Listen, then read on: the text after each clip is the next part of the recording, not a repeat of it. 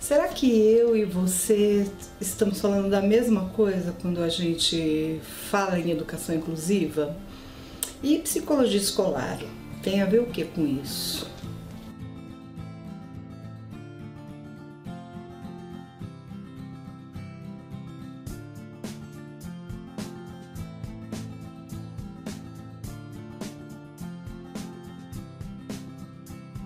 Oi pessoal, eu sou a Cláudia Lopes e nesse vídeo eu vou falar sobre educação inclusiva, o conceito de educação inclusiva e a relação da psicologia escolar com a educação inclusiva. Então, de onde vem esse conceito de educação inclusiva? Como surge a ideia de educação inclusiva? Um marco importante que a gente pode localizar é a Declaração dos Direitos Humanos, documento que foi promovido pela ONU em 1948. A declaração que anuncia que todos os seres humanos nascem livres e iguais em dignidade e direitos. A Declaração dos Direitos Humanos foi um marco, um documento fundamental. Ela vem logo após a Segunda Guerra e tem como objetivo que se evite as atrocidades que aconteceram na Segunda Guerra, que a humanidade possa evoluir sem guerras, e foi extremamente importante nesse sentido. Só que a partir do seu lançamento começa a existir um questionamento que esses princípios não podem ficar apenas enunciados como uma carta de intenções, de boas intenções. Esses princípios precisam ser colocados em prática. E um movimento que caracteriza bastante esse pedido, né, essa luta social para que esses princípios sejam colocados em prática, é o movimento dos direitos civis nos Estados Unidos, que acontece na década de 1960, e cuja figura principal, figura de destaque, é Martin Luther King. Um outro movimento também que acontece nessa época é a luta antimanicomial, que começa a questionar a institucionalização das pessoas com doenças mentais. Então, todos esses movimentos eles vêm marcar justamente esse espaço, que a declaração precisa ser levada, ser efetivada, esses direitos precisam ser efetivados. A luta pelo reconhecimento dos direitos humanos tem que se efetivar em ações concretas. E nesse sentido também um dos movimentos que vai se fortalecendo é o movimento das pessoas com deficiência, que começam a lutar pelo direito ao trabalho, direito à saúde, direito ao emprego, enfim.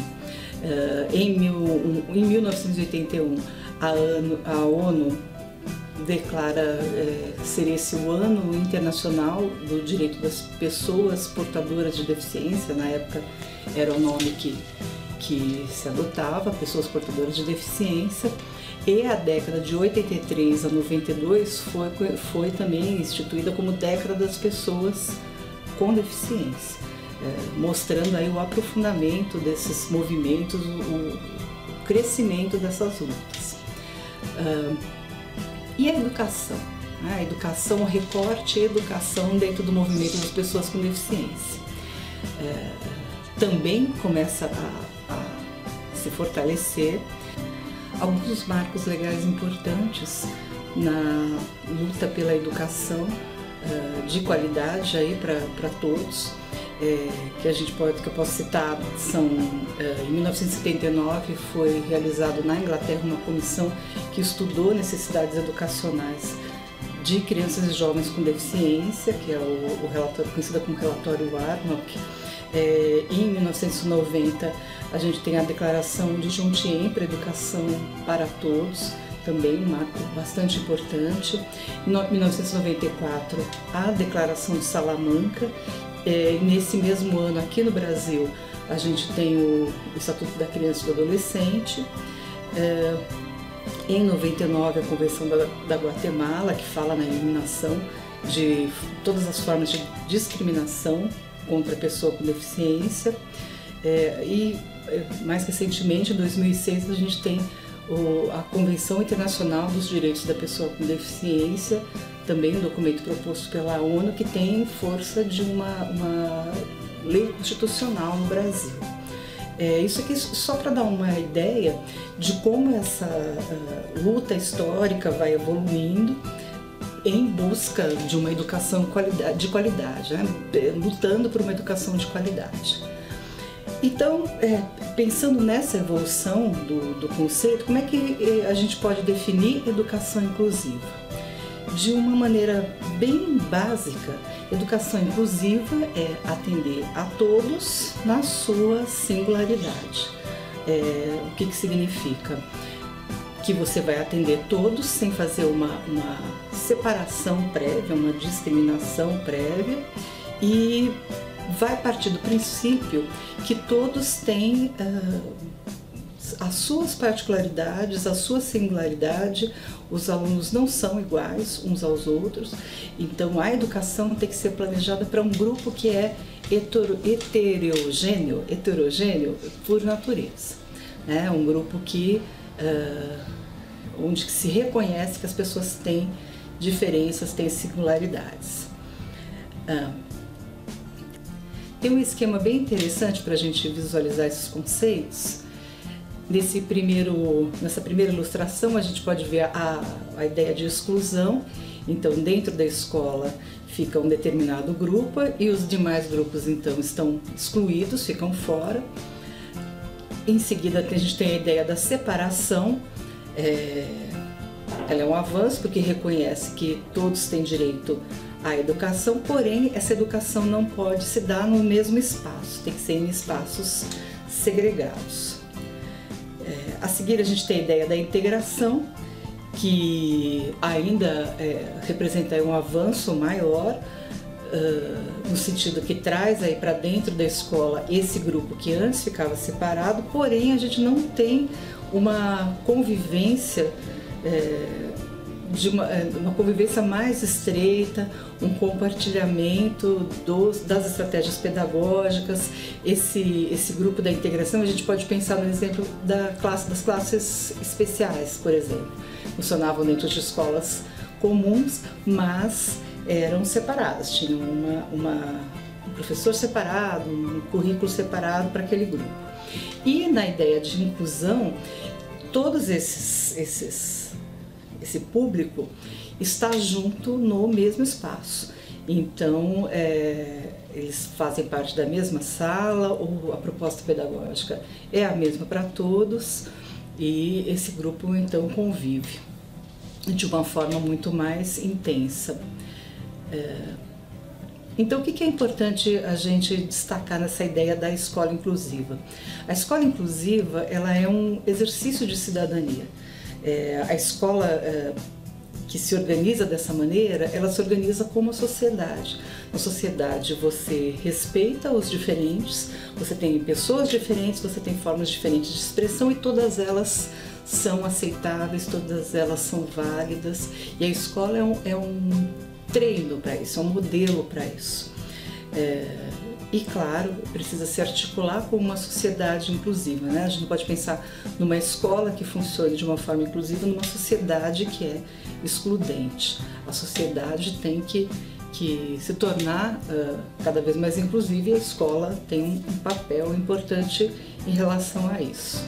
Então, se a gente tiver que resumir educação inclusiva nada mais é do que educação. A gente falar em educação inclusiva é como se fosse uma espécie de um pleonasmo, né? Uma duplicação de ideias, porque educação, a palavra educação, ela tem que se referir a uma educação inclusiva, uma educação que considera todos, que tem todos como seu público-alvo. E o papel da psicologia? Historicamente, psicologia e educação andam juntas, têm um foco de atuação que se encontra. Só que como isso foi construído no Brasil? A psicologia, ela entrava na escola com a justificativa de fazer encaminhamentos para sistemas, para serviços da educação especial. Então, a grande forma de atuação era através das avaliações de inteligência E a partir das avaliações de inteligência se definia o futuro educacional de uma criança, de um jovem, se ele ficaria na escola comum, se ele iria para uma classe especial, se ele iria para uma escola especial. Então, a psicologia, se valendo dos seus instrumentos, ela esteve a serviço, de uma forma geral, a gente pode dizer, a serviço da exclusão, a serviço dessa triagem, dessa separação. Uma escola segregada, então você tinha que dizer quem fica aqui, quem vai para outro lugar, e a psicologia se prestava a esse papel. Ou ainda, né, na melhor das hipóteses, para um objetivo de integração, visando um aprimoramento desse aluno. Então, uma atuação clínica com o aluno para que ele alcançasse níveis melhores de participação, para que ele conseguisse superar barreiras individuais para poder estar na escola. E a educação inclusiva, ela vem para subverter isso. A educação inclusiva, quem muda não é o aluno, mas é a escola. Então, essa ideia de clínica, de ter um foco terapêutico no aluno, ele mudar para só depois poder participar da escola, ela vem por terra. O objetivo da educação inclusiva é que a escola se adapte a esse aluno. Então, o que esse aluno precisa? Qual é a necessidade dele? A gente não vai mandar ele para o psicólogo, para depois o psicólogo mandar ele pronto para a escola. Não é isso. A educação inclusiva subverte isso. E aí, como fica então o papel da psicologia em relação à escola inclusiva? O que fica para o psicólogo nesse novo cenário? Eu entendo que o psicólogo ele é um auxiliar da escola na tarefa da educação inclusiva. Ele coloca os seus saberes, os saberes da psicologia a favor dessa tarefa. Então, de entender essas relações da escola, de entender as especificidades dos alunos e ajudar a escola a entender isso, e que isso não tem o objetivo de mandar um conhecimento que não tem como objetivo mandar o aluno para esse ou para aquele dispositivo ou para aquele local ou para um tipo de intervenção. O objetivo é que o aluno fique na escola e fique cada vez com mais qualidade, cada vez podendo avançar e aprender.